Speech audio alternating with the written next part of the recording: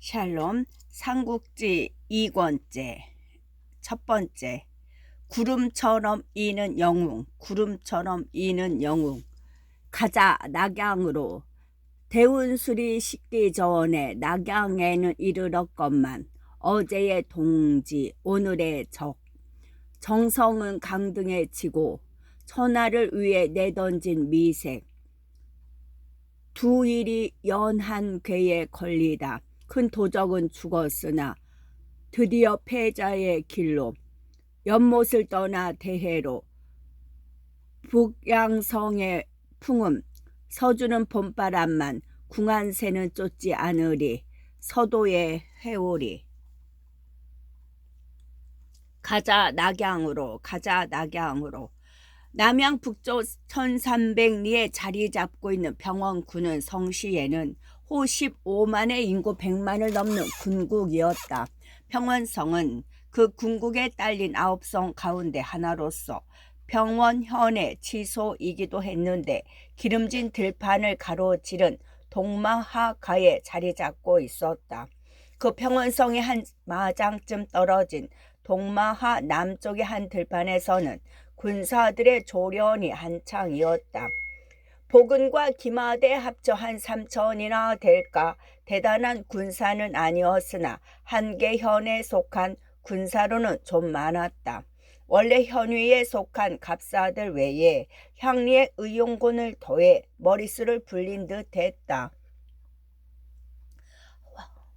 황건당이며 새로 일기 시작한 흑산적의 무리에 이르기까지 아직도 고을마다 나름의 무력을 갖출 필요가 많은 때라고는 하지만 그 조련 또한 멀리서 보기에도 어떤 위협감을 느낄 만큼 엄정했다. 벌판 아래쪽 기병들이 말타기와 말 위에서의 창싸움을 익히는 곳은 먼지가 자옥이 피어오르고 그 내닫고 부딪힘이 치밀함을 보여주었다. 위쪽 보졸들이 조련을 받고 있는 곳도 열에 들떠 어지럽기는 마찬가지였다. 대는 가로줄이 대개 20명, 오는 세로줄이 대개 6명을 이루고 진을 찾다가 흩어지는가 하면 단병 접전을 익히느라 창칼을 맞대고 땀을 흘렸다. 그런데 이상한 것은 그 조련을 지휘하는 이들이었다. 현위나 사마 등의 군리가 아니라 마궁수와 보궁수란 하급 사관이었기 때문이다. 그럼에도 조금도 지휘가 어색하지 않을 뿐만 아니라 군사들도 아무런 불평이 없었다. 기병을 조련시키는 마궁수는 다름 아닌 관우였고 보졸들을 조련시키고 있는 보궁수는 장비였다. 장거, 장순의 난을 진압하는 데 세운 공으로 평원의 현령이 된 유비를 따라와 그곳을 근거지로 군사를 기르고 있었다. 어찌 사사로운 정으로 너희만을 높일 수 있겠느냐. 또 높인다 한들 혈리가 높아야 얼마이겠느냐. 유비는 그같이 말하며 그들을 하급 군관의 자리에 두었으나 워낙 무예가 출중한 데다 현령과 한상에서 먹고 한방에서 잠자는 의형제들이라 아무도 그런 관우와 장비를 얕잡아 보지 않았다.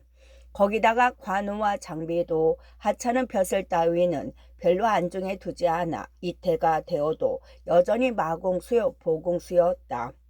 관우와 장비는 무엇보다도 평원현이 유비가 전에 벼슬을 살았던 그 어느 고을보다 그곳 사람과 물산이 넉넉해 힘을 기르기에 좋다는 점을 기뻐했다. 유비를 도와주는 공소차 안에 근거지가 멀지 않다는 것도 여러 가지로 유리했다. 공소차는 유비의 벼슬길을 힘써 주선했을 뿐만 아니라 마필이며 병기까지 대주어 유비가 군사를 기르는 데 보탬을 주었다. 마음속으로는 유비를 자기의 사람으로 생각하는 것 같았다. 그날도 조련은 아침부터 시작해서 해가 솟을수록 열기를 더해갔다. 그런데 점심 나절이 되면서 보졸들 쪽이 점점 어지러워지기 시작했다. 이상히 여긴 관우가 자신이 맡아 조련하는 기병들을 잠시 쉬게 하고 보졸들 쪽으로 가보았다. 마땅히 있어야 할 장비가 보이지 않았다. 장장군께서는 얼마 전 성안에 들어가신 후 아직 돌아오시지 않았습니다. 관우의 물음에 장비를 모시는 사절 하나가 그렇게 대답했다. 장비가 없어졌다면 뻔한 일이었다. 또 어디에선가 동이체 술을 범하실 것이라 짐작하니 여간 걱정이 되지 않았다. 특히 관우가 걱정하는 것은 그 얼마 전부터 나타난 변화였다. 한동안 술까지 절제하면서 군사를 조련하는 일에 열중하던 장비가 갑자기 다시 술을 범하시고 거칠고 사납게 굴기 시작했다. 무언가 유비에 대해 불만을 품고 있는 것 같았으나 평소에도 저작거리와는 먼 관우로서는 전혀 짐작이 가지 않았다. 오늘은 반드시 까닭을 알아야겠다. 관우는 그렇게 다짐하고 다시 자신이 맡은 군사들을 조련하려고 돌아왔다. 하지만 종래 장비는 이리 마음 놓이지 않았다. 장비가 머리끝까지 술이 올라 비쩍거리며 조련 장소에 다시 나타난 것은 해가 뉘엿뉘엿할 때였다. 그러나 자기가 맡은 곳은 돌아보지도 않고 곧 똑바로 관우에게로 왔다. 장비, 대낮부터 웬 술인가? 관우는 장비가 비척이며 오는 걸 임시로 세운 장대 위에서 내려다보며 소리쳐 꾸짖었다. 그러나 장비는 대답 대신 곁에 선 영짝 기를 뽑아 들더니 나무젓가락 부러뜨리듯 발동만한 그 깃대를 부러뜨려 팽개쳤다. 이놈, 이게 무슨 짓이냐? 놀란 관우가 장대에서 뛰어내리며 호통을 쳤다. 그제야 장비가 거슴츠레한 눈으로 관우를 쳐다보며 말했다. 형님, 다 치우시오. 이따위 짓이 무슨 소용이요? 그건 또 무슨 소리냐? 어지러운 전하와 도탄에 빠진 백성들을 구하고자 힘을 기르는 것이거늘 네가 그걸 몰라 묻느냐? 어지러운 전하, 으하하하. 도탄에 빠진 백성, 으하하하. 장비는 무엇이 우스운지 고개를 젖히고 질그릇 깨지는 듯한 웃음소리를 냈다. 그러다가 빈정거리듯 되물었다. 그래, 이 삼천 군사를 길러 무얼 하시겠단 말씀이요? 이 보궁수와 거기선 마궁수를 이끌고 대산에 들어가 산채라도 여실 작정이요? 닥쳐라. 명령 어찌 수일 뿐이겠느냐? 거기다가 세상을 구할 큰 뜻을 품고 때를 기다리시는 형님이 계시지 않느냐? 세상을 구할 큰 뜻이라. 도대체 누가 그런 뜻을 품고 있단 말이요? 그런 장비의 두 눈에는 단순히 술탄만도 아닌 어떤 광기가 번뜩였다. 관우도 그걸 알아보고 조금 목소리를 낮추었다. 네가 취했다고는 하나 까닭없는 망발을 안을 줄 믿는다. 말해보아라. 도대체 왜 그러느냐? 에이, 내 입으로 말하기조차 부끄럽소. 도대체 근래에 큰형님이 이 조련장에 나온 게 몇 번이나 되오. 그래도 사흘에 한 번씩은 나와 보시지 않느냐? 공무에 바쁘신 분이시다. 부자놈들 술자리에는 매일 나갈 수 있어도 여기에는 사흘에 한 번이란 말이요. 그것도 슬쩍 콧배기만 내보이고. 닥쳐라. 그게 무슨 말버릇이냐. 형님이야말로 똑똑히 알고나 계시오. 자칫하면 우리는 다시 닭현으로 돌아가 돗자리 장수의 아우로 돗자리 짐이나 지고 다닐 팔자가 된단 말이오. 아니면 부잣집 정직이나 되거나. 확실히 뼈가 들어있는 말이었다. 장비에게 주사가 있다는 걸 잘 아는 관우였지만 그 같은 장비의 말을 듣자 아무래도 심상치 않았다. 여러 군사들이 보는 앞에서 함부로 떠들어서는 안 될 종류의 잘못에 유비가 빠져들고 있는 것 같았다. 네가 정말 취했구나. 먼저 돌아가거라. 저녁에 조용히 얘기하자. 생각 깊은 관우가 더욱 목소리를 부드럽게 하여 장비를 달랬다. 장비도 더는 뻗대지 않았다. 그렇잖아도 들어가 잠이나 잘 작정이요. 형님이나 열심히 해보슈. 그런 말과 함께 비척거리며 성적으로 사라져 버렸다. 장비가 돌아간 뒤 관우는 한동안 그가 한 말을 곰곰이 되짚어 보았다. 짐작대로 장비는 무언가 유비에게 큰 불만을 품고 있음에 틀림없었다. 그러자 이번에는 관우도 의심을 품고 그 무렵에 유비를 찬찬히 떠올려 보았다. 그가 술과 음악을 좋아하고 사냥이나 연애를 즐기는 것은 관우도 전부터 알고 있었다. 그러나 대개는 관우와 장비를 함께 데려가고 싶어하고 같이 즐기려고 애썼는데 그 무렵 들어서는 좀 이상했다.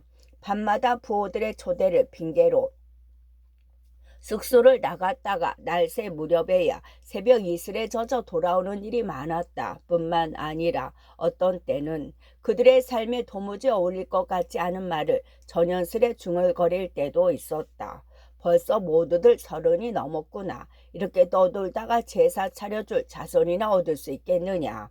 남아 대장부의 입신을 기꺼 저자를 거느리는 일로 바꾸어 생각하는 듯한 태도였다. 군사들을 조련하는 데 쏟는 힘과 정성도 점혈령으로 병원에 이르렀을 때와는 달랐다. 이제야 겨우 발붙일 곳을 얻었구나. 조용히 때를 기다리며 힘을 기르기에는 알맞은 땅이다. 그런 말에 현령이 된 다음 날부터 인근의 장정들을 모아 조련을 시작한 유비였다. 황건의 잔당들과 흑산의 무리로부터 고을을 지킨다는 구슬이었지만 그 일에 쏟는 유비의 정성은 실로 놀라운 바 있었다. 전란으로 피폐해진 고을 백성들이라 조세가 제대로 거칠 리 없었으나 유비는 현의 모든 경비를 줄일 수 있는 한까지 줄여 군량에 중당하고 때로는 자신의 복미까지도 그쪽으로 돌렸다.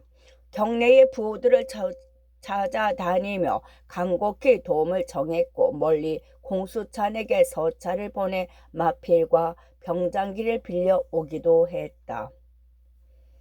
관우와 장비는 유비의 그 같은 정성을 자신의 가슴 깊은 곳에 감추어진 대망에 쏟는 열정으로 보았다. 다시 말해 그렇게 기른 군사들로 전하를 위한 웅비의 바탕을 삼으려는 걸로 짐작한 것이었다.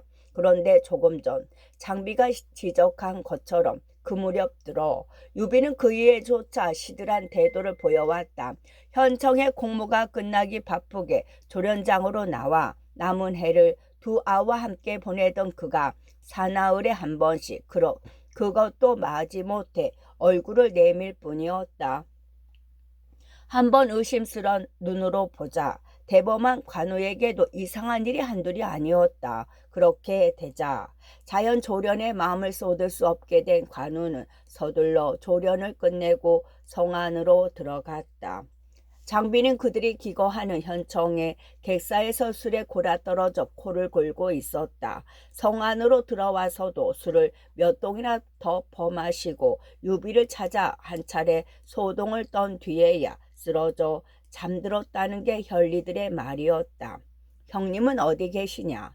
관우가 그 중에 하나에게 물었다. 항상 유비 곁에서 일을 보는 그 현리는 잠시 머뭇거리다 대답했다.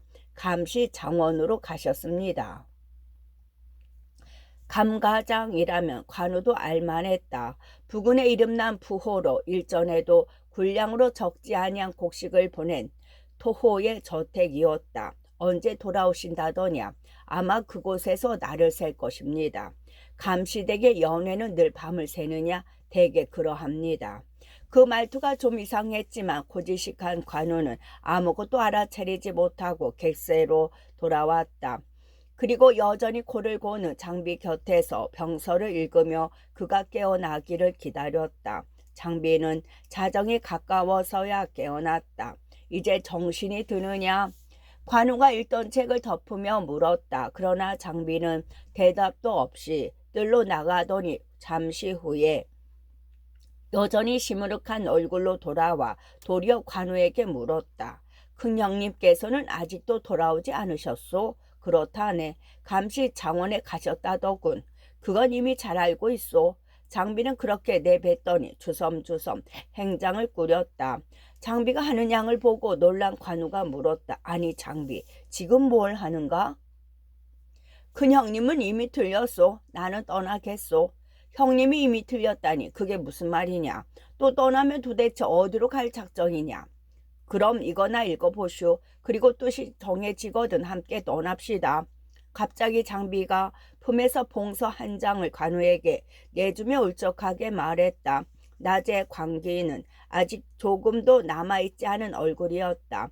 관우는 놀란 눈으로 그런 장비를 바라보다가 황급히 봉서를 폈다. 조조 등은 삼가 대의를 짚어 널리 전하에 고하노라.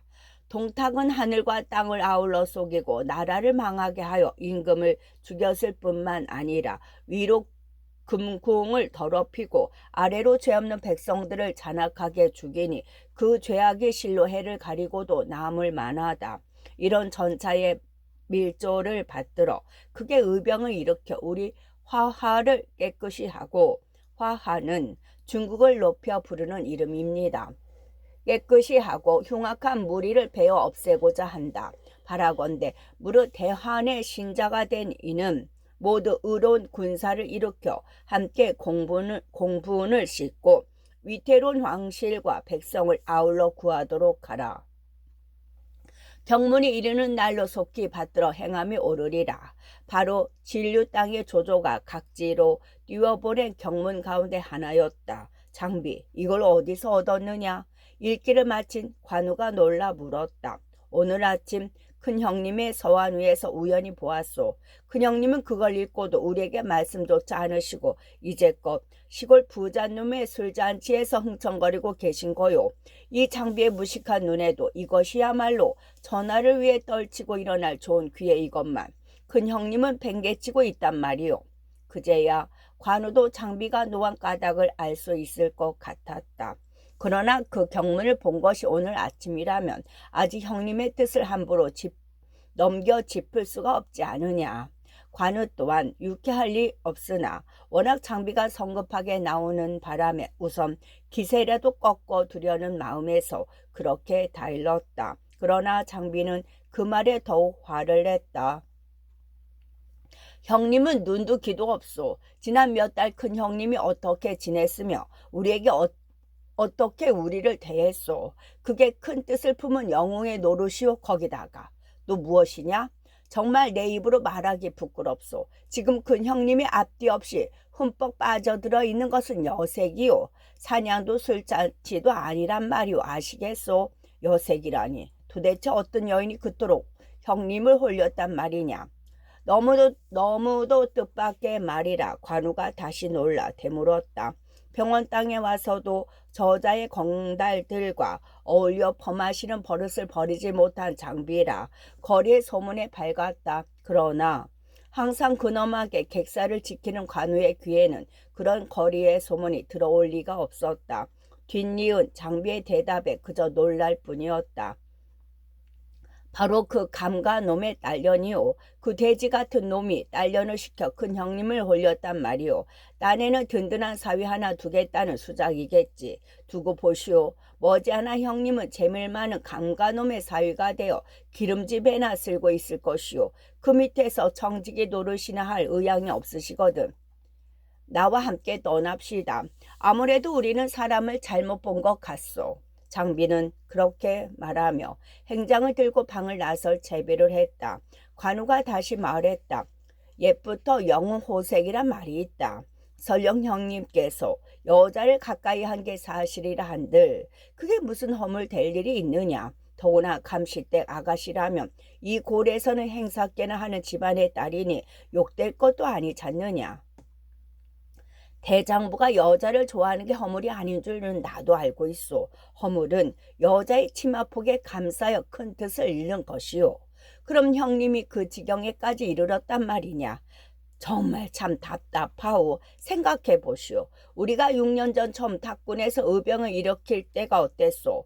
피로 먹은 것까지 합쳐 말이 겨우 100필, 군사는 500을 넘지 못했소. 그런데 지금은 말이 1000필에 정병이 5천은 되오. 거기다가 동탁의 농권도 황건의 피해에 못하진 않건만 큰형님은 조금도 움직이려 하지 않소. 그분은 이미 전하를 잊은 사람이요. 그 말에는 관우도 잠시 대답이 궁해졌다. 그러고 보니 확실히 그 몇 달 유비는 무엇에 취한 사람 같은 데가 있었다. 힘을 기르는 일뿐만이 아니라 자기들 형제를 대하는 것도 건성에 지나지 않는다고 느껴질 정도였다. 관우가 대답이 없자 장비가 한층 기세를 올렸다. 조조의 경문을 흔들어 보이며 다시 관우를 중동했다. 기주의 원소가 심상치 않다더니 이제는 조조 따위도 이렇게 나서는데 큰형님은 도대체 뭐요? 하찮은 필부도 피가 끓는 이 경문을 보고도 계집의 집은 냄새만 탐하고 있으니 끝장이라고 밖에는 달리 어떻게 보겠소. 형님, 공연히 허송세월 하지 말고 같이 떠납시다. 그러면서 막 방을 나서려 할 때였다. 갑자기 관우가 별력 같은 호통을 내질렀다. 이놈 장비야, 거기 서지 못하겠느냐? 갑자기 왜 그러시오? 장비가 불통한 얼굴로 돌아보며 물었다. 관우가 벽에 기대둔 정령도를 잡으며 꾸짖었다. 이놈이 떠나기 전에 먼저 을을 저버린 죄부터 물어야겠다. 그게 무슨 말씀이시오?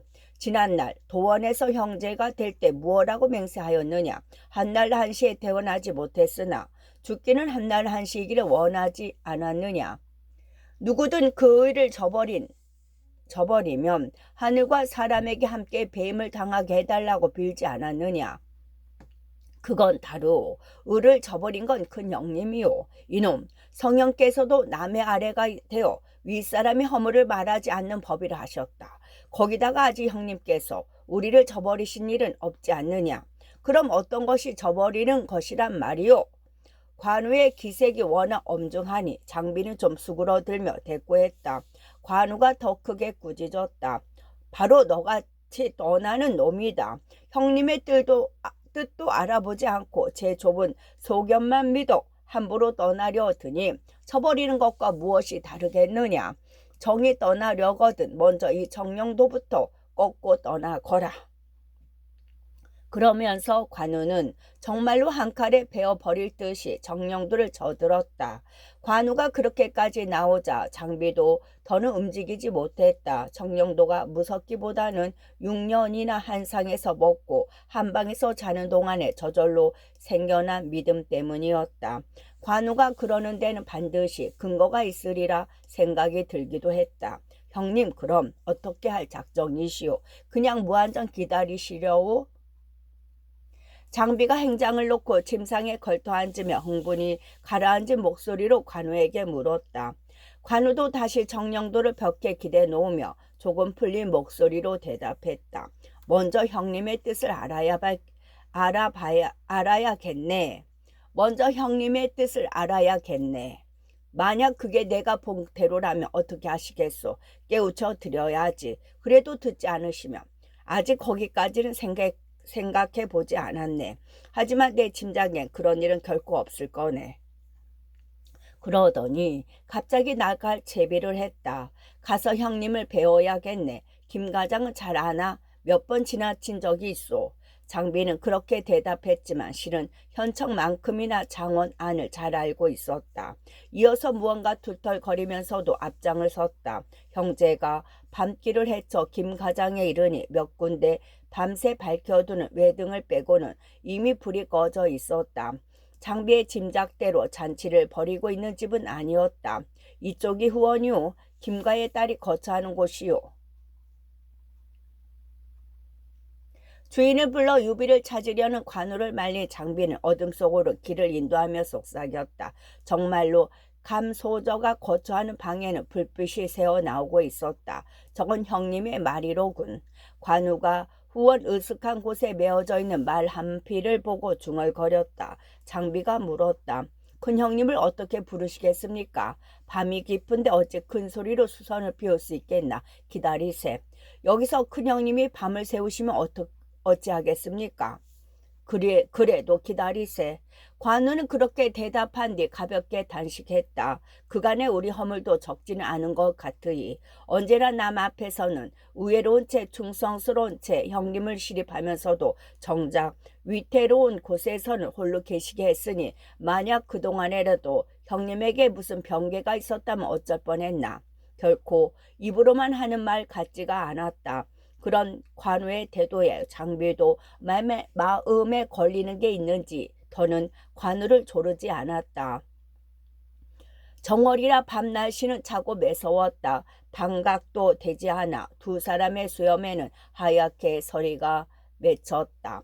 다행히 유비는 오래전에 감소저의 방을 나왔다. 자정이 별로 넘지 않은 무렵이었다. 아니, 자네들 웬일인가? 별 생각 없이 말 있는 대로 가던 유비가 어둠 속에 굳은 듯 서 있는 두 사람을 알아보고 놀라 물었다. 장비가 앞질러 관우가 대답했다. 근간에 자주 형님의 주변을 비워두었습니다. 모두가 못난 아이들의 불충입니다. 조금도 원망이 섞이지 않은 목소리였다. 유비가 잠시 말이 없더니 온화하게 대답했다. 내가 작은 일로 자네들에게 근심을 끼쳤나 보이 부끄럽네. 날이 차가우니 이만 돌아가세. 그러고는 성큼 말 위에 올랐다. 관우와 장비도 각기 묶어두었던 말을 끌어내어 유비를 따랐다. 셋은 말없이 밤길을 달렸다. 성미 급한 장비가 몇 번인가 무슨 말을 꺼내려 했으나 그때마다 관우가 기침 소리로 입을 막았다. 현청의 객사로 돌아온 유비는 가벼운 술상을 차리게 한 뒤 관우와 장비를 마주했다. 그런데 불빛에 드러난 유비의 옷이 이상했다. 왼쪽 소매 귀가 한자나 잘려 젖나가 있었다. 먼저 그걸 본 장비가 놀라 물었다. 큰형님, 어쩌다가 왼쪽 소매귀가 잘려져 나갔습니까? 자네들이 이미 알아버렸으니 이제 말하겠네. 실은 오늘 감소저와 작별을 하고 오는 길이라네. 유비가 조용히 대답했다. 그러나 장비가 알아듣기에는 넉넉지 못했다. 감소저와 작별하는데 왜 소매귀는 잘리셨습니까? 잘린 게 아니다. 내 소매를 잡고 놓아주지 않기에 스스로 소매를 잘라 내 뜻이 굳음을 알렸을 뿐이다. 그러자 이번에는 관우가 물었다. 어디를 가시려고 그토록 매정한 작별을 하셨습니까? 너무 이 어리석은 형을 시험하려 들지 말게. 아우들의 걱정을 난들 왜 모르겠나. 하지만 이제는 마음 놓게. 유비는 그렇게 대답하고 이어 장비에게 일렀다. 너는 즉시 내 방으로 가 탁자 위에는 봉서를 가져오너라. 그 말에 장비가 움찔했다. 한참을 머뭇거리다가 소매에서 조조의 경문을 꺼내며 기어들어가는 목소리로 물었다. 봉서라면 이것을 가리키는 것입니까? 아니, 그게 어찌 네 손에 있느냐? 유비가 놀란 눈길로 그렇게 묻다가 이내 모든 걸 짐작한 듯 고개를 끄덕이며 단식했다. 실로 부끄러우이 아우님들의 근심이 그토록 컸는지 몰랐네. 그럼 큰형님께서도 이미 조조와 함께 낙양으로 갈 결심을 하셨습니까? 장비가 기쁨과 감격을 감추지 못하고 되물었다. 가야지. 필부라면 을을 보면 따라 나설 것인데 우리가 가지 않고 어쩌겠느냐. 거기다가 이제는 약간의 군사도 있으니 적으나마 전하를 위해 보탬이 될 것이다. 우리가 그토록 애써 군사를 기른 것도 이런 때를 위해서가 아니었겠느냐. 유비가 그렇게 말했을 때였다. 갑자기 장비가 주르르 달려가 유비 앞에 엎드렸다. 형님, 이 못난 아우를 꾸짖어 주십시오. 화도 잘 내지만 감격도 잘하는 장비였다. 고집 못지않게 뉘우침도 빨라. 조금 전에 유비를 욕한 일이 견딜 수가 없었다. 왕방울 같은 두 눈에 눈물까지 가득한 채 잘못을 빌었다. 뒷이어 관우도 장비와 나란히 엎드렸다. 이게 무슨 짓들인가? 유비가 황망히 엎드려 마주 절을 한 뒤 두 아우를 일으켰다. 실은 술상이 들어오며 두 아우님께 내가 엎드려 잘못을 빌려고 했었네. 그런데 오히려 잘못을 비니 실로 이 어리석은 형은 몸둘 바를 모르겠네. 그런 유비의 눈에도 눈물이 맺혀 있었다. 그때 마침 술상이 들어왔다. 감격으로 새로워진 그들 삼형제는 저 도원에서 처음 맺어진 날처럼 밤새워 마시며 의기를 돋우었다. 그로부터 이틀 뒤였다. 그동안 길은 오천의 병마로 조조가 기다린다는 진류의 들을 향해 출발하려는데 혈리 하나가 달려와 유비에게 고했다. 지금 수많은 대군이 이리로 몰려오고 있습니다. 놀란 유비가 날랜 병사를 시켜 알아보니 그것은 다름 아닌 북평태수 공손찬의 군사들이었다. 그 사이 유비는 동문수학의 정만으로는 다 덮을 수 없는 신세를 공손찬에게 지고 있었다. 병원령이 된 거로부터 군마와 병장기에 이르기까지 여러모로 그의 도움을 받아온 터라 그냥 앉아서 기다릴 처지가 아니었다. 관우와 장비만을 딸린 채 급히 말을 달려 공손찬을 맞으러 나갔다. 현재가 어찌 알고 이렇게 몸소 달려왔는가. 아우는 형의 덕택으로 이곳 병원을 맡게 되었고 그 뒤로 마필이며 군자의 도움을 받지 않은 것이 없습니다. 거기다가 이제 형께서는 역적 동탁을 치기 위해 의로운 군사를 이끌고 계시는데 이 아우가 어찌 달려와 맞지 않을 수 있겠습니까? 유비는 자기 얘기는 쑥 뺀 채 그렇게 대답한 뒤 공손찬을 성안으로 정했다. 천하의 공도를 지체케 할 수는 없는 일이나 아직 가셔야 할 길은 멀고 날은 이미 다 되어가니 오늘 하룻밤은 저희 고을에서 쉬어가는 것이 어떻겠습니까? 유비가 공소찬을 반가워한 까닭은 그동안의 정분 위외에도 더 있었다. 곳곳의 제후들이 조조에게 호응하여 움직이기 시작한 이상 겨우 수천의 군사를 거느린 일개 현령인 유비 정도로는 독자적인 세력이 될 수가 없었다. 반드시 신속은 아니더라도 누군가에겐 객장 노릇을 해야 할 처지였는데 그런 사람으로는 공소찬이 가장 알맞았다. 조조와 원소도 몇 번 만난 적은 있지만 그 밑에서 객장 노릇을 하는 것은 자칫 신속으로 떨어질 위험이 있었다. 그만큼 유비에게 박힌 그들의 인상은 강했다. 그러나 공소찬이라면 그렇게까지는 안 될 자신이 있었다. 그의 재주를 낮게 보기 때문이라기보다는 그만큼 그를 잘 안다는 뜻이었다. 그 출발이 순수하게 대의를 위한 것이라면 굳이 그런 것을 따질 필요가 없다는 점에서 볼 때 이미 유비에게도 뒷날 보여준 그의 삶에 일치한 어떤 뚜렷함, 내심의 길이 결정된 것임이 분명했다. 공소찬도 선선히 유비의 청을 받아들였다. 그렇지 않아도 굳이 길을 평원현으로 잡은 것은 유비를 만나기 위함이었다. 성박, 들판에 군사들을 머물게 하고 성 안으로 들어가 현청에서 하룻밤을 묵게 되었다. 그날 밤이었다. 현덕은 여전히 속마음을 숨긴 채 크게 술자리를 벌려 공소찬을 대접했다. 공소찬도 별다른 생각이 없는 사람처럼 기꺼이 술자리에 앉아 유비와 쌓인 회포를 불었다. 그런데 저 사람들은 누구인가? 한동안 환담을 나누던 공소찬이 그림자처럼 유비 곁을 떠나지 않는 관우와 장비를 가리키며 물었다. 장비는 전에 탁령을 지낼 때 유비의 청으로 죽을 목숨을 살려준 적이 있건만 그때는 그저 먼 빛으로 보았을 뿐인데다 그동안 세월이 지나고 또 장비의 차림도 저작거리 건달의 마구잡이 차림에서 비록 하급이나마 사관의 복색을 하고 있어 얼른 알아보지 못한 것이었다. 이쪽은 관우이고 이쪽은 장비로 모두 제 의형제들입니다. 유비도 구태여 아름답지 못한 장비의 옛일을 들추고 싶지 않아 그렇게만 대꾸했다. 끝내 장비를 알아보지 못한 공소찬이 감탄 어린 얼굴로 다시 물었다. 함께 황건적을 무찔렀다는 그 용사들인가? 사실 제가 세웠다는 공은 모두 이 두 아이의 힘이었습니다.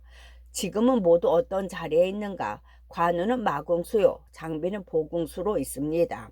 그러나 공소찬은 심중의 말을 꺼낼 좋은 기회를 발견한 듯 단식과 함께 입을 열었다. 실로 영웅을 흙속에 묻어두었다 해도 지나치는 말이 아닐세. 차라리 나와 함께 가세나. 이미 들었겠지만 지금 나라를 어지럽히는 동탁을 치고자 천하의 제후들이 군사를 일으켰네. 자네도 이 하찮은 벼슬자리를 낭치버 던지고 함께 힘을 합쳐 역적을 치는 게 어떤가. 이는 기울어지는 한시를 붙드는 일일세. 유비로서도 은근히 기다리던 말이었다. 그러나 짐짓 겸양을 보였다.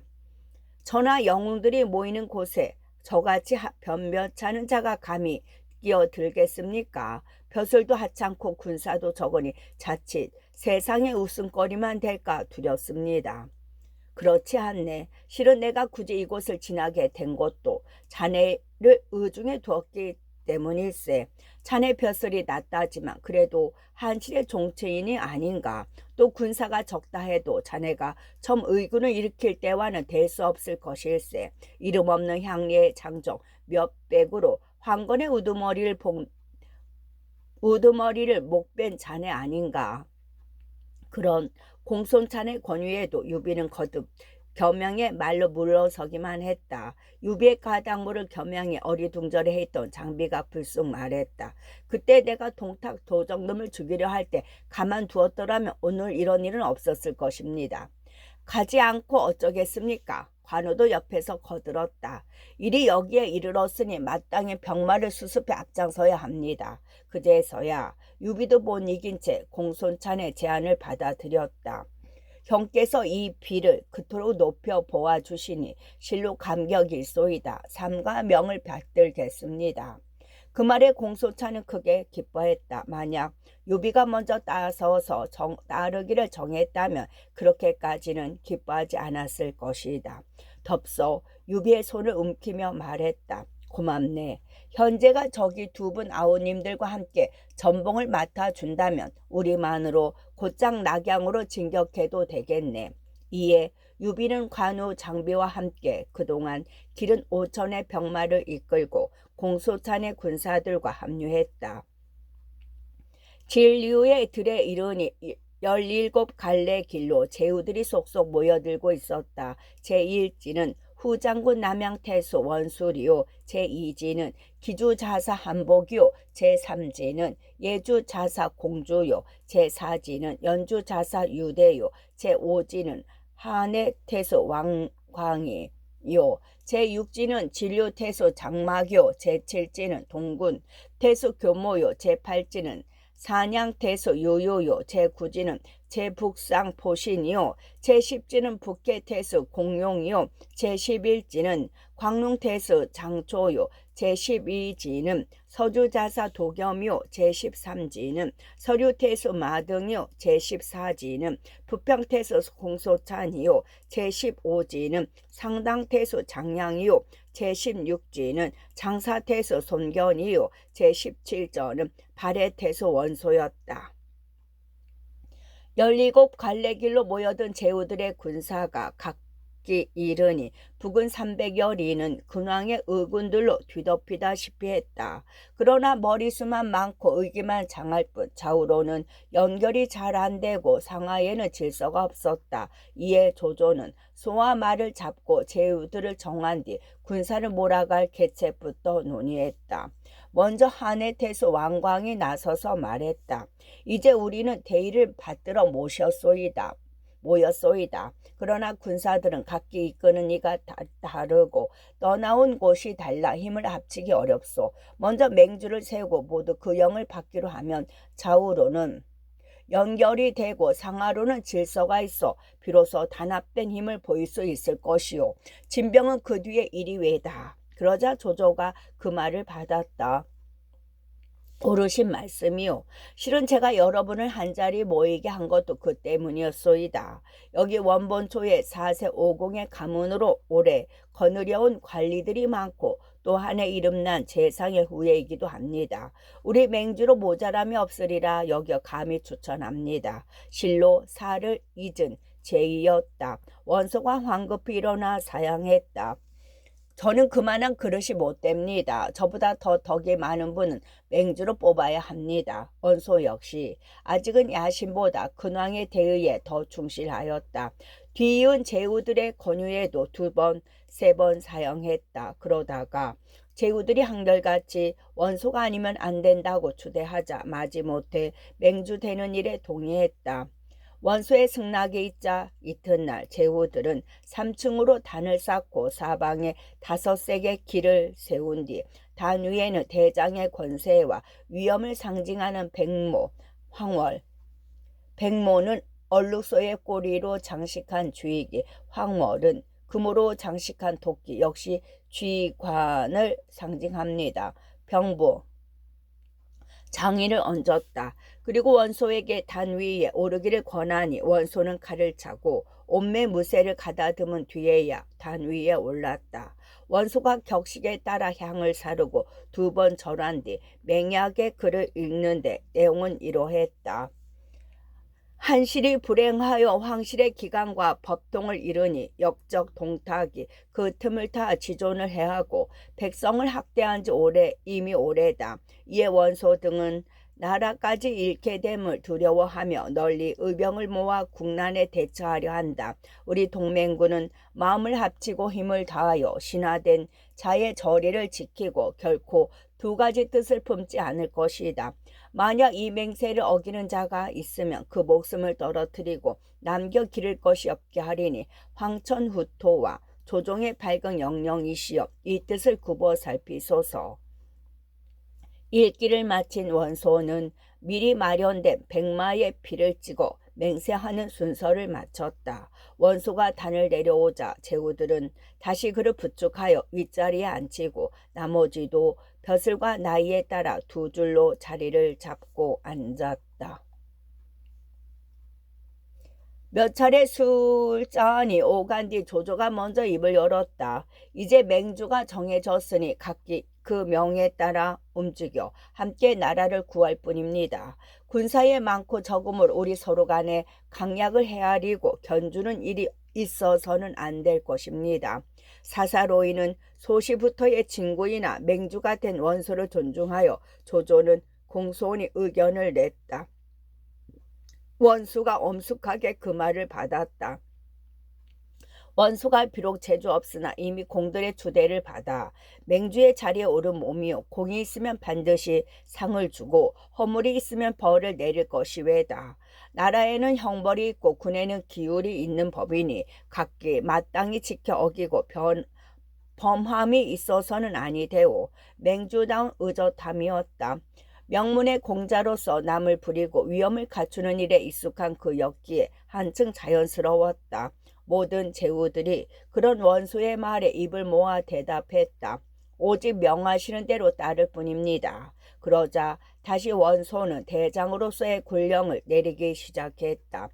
네아우 원술은 군량과 말먹이 풀을 맡아 여러 영에 맞도록 대하도록 하라. 또 따로 한 사람을 뽑아 선봉으로 사수권으로 달려가 싸움을 도두고 나머지는 각기 험한 곳에 진을 쳐 뒤를 바치도록 해야겠소. 이미 준비하고 있었던 것처럼이나 거침없는 원소의 군령이었다. 이 군령이 떨어지기 무섭게 한 장수가 일어나며 씩씩하게 말했다. 이 견이 감히 앞장서기를 정합니다. 모두 보니 장사태수 송견이었다. 아우 원수를 통해 그를 잘 아는 원소가 기뻐하며 허락했다. 문대가 용맹스러우니 마땅히 그 일을 할 만하다. 가서 사수관을 깨뜨리도록 하라. 이에 손견은 자기가 이끌고 온 군마를 이끌고 사수관으로 달려갔다. 그의 휘하에는 허창 허소의 난 이래 그를 따르는 용사들을 뼈대로 한 만여 명의 장사병 이외에도 이제는 완연히 그의 팔뚝이나 허리 같은 사람이 된 황계, 한당, 정보, 조무, 네 장수가 따르고 있었다. 황건난과 구성의 난을 거치는 동안 하나같이 범 같은 용장으로 자라난 4사람이었다. 특히 정보의 절사모와 황계의 쇠책직과 한당의 큰 칼과 조무의 쌍칼은 이미 널리 이름을 얻고 있어 나란히 손견을 용맹을 뒷받침했다. 그 같은 손견의 군사가 사수관을 향해 몰려온다는 소식을 듣자 관을 지키던 동탁의 장수는 더러 겁이 났다. 끝.